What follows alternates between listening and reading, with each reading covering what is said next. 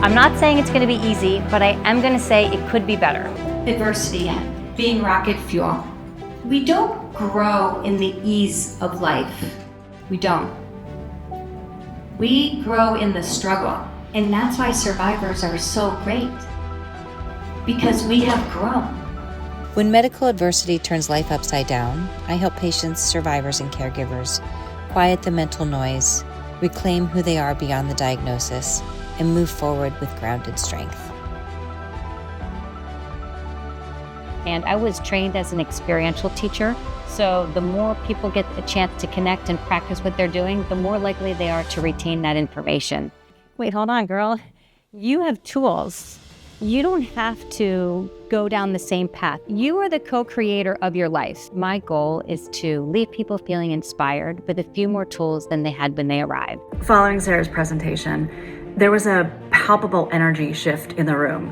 What was started out as a beautiful community gathering turned into a sincere moment of connection and a deeper dive into that space in oneself that we're all looking for. I want people to feel connected in their bodies and connected to other people in the audience and inspired to take the tools that they learned into their day today and tomorrow. Close your eyes, and I just want you to take a few deep breaths and notice the rise and fall of your chest. As you heard, I was a cancer survivor. I'm a 2-time cancer caregiver.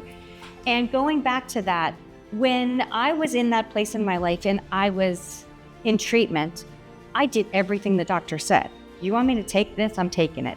You want me to go to this? Great. Cut this out? Great. Show up for every appointment? I'm there. I got my notes. I'm doing it all. But when I did that, I lost my agency and I gave it all to the doctor. I was like, okay, you're in charge. And if you can heal me, then great, I get to move on. But if you can't, then it just felt so uncomfortable. So because of that, I decided it was really important for me to find my own agency. And that's what we're going to be talking about today.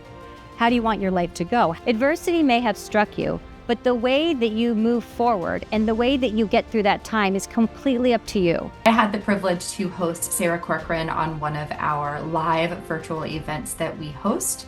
And I have to say she was a highlight of that event. She gave a presentation on the 12 pillars of emotional healing. Many women who attended that retreat reached out personally to mention how much they appreciated Sara's presentation and how much it touched her. And behind the scenes, Sara was incredibly professional and very timely.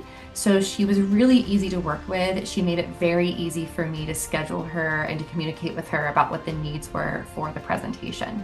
Compassion is the key. When we can learn to love ourselves and we can learn to take care of ourselves, then we are in a better place of healing. When I had my own cancer experience, I had very different tools. At this point, I was a coach and I was a teacher of positive psychology. So I faced my own adversity very differently. And I am so inspired to share that with other people, to give them the tools that they can face this with new eyes. They can write their own story, and that it doesn't have to be taking something from you. Your experience could give something to you. It's really important that you find it and that you notice when you're caught up in your brain versus your physical body. This is the body that I believe has more resilience. One of the things I love about it is that you can't leave it at home. It's not in the car or left next to the bathroom sink. You always have it. It's free. You can always come back to your breath, to your feet, to your senses. These are all the keys that we have to get back to the place that is the most important to us. I'll tell you, you're enough. You're enough ugly. You're enough undressed. You're enough with no bra. You're enough with no shoes. You're enough if you don't go to work. You're enough if you have a job or you don't have a job. If you're married, if you don't, if you have a friend, if you don't, you're enough. Audiences leave really inspired that I find that they're actually enjoying what I'm doing, and I enjoy it. I gave a talk a few months ago, and there was someone in the audience who I remember hugging with the end, and he told me how meaningful it was to him. He then went to a different hospital for a different form of treatment and shared the tools that he had learned and applied to his life, and shared my book with their specialists there.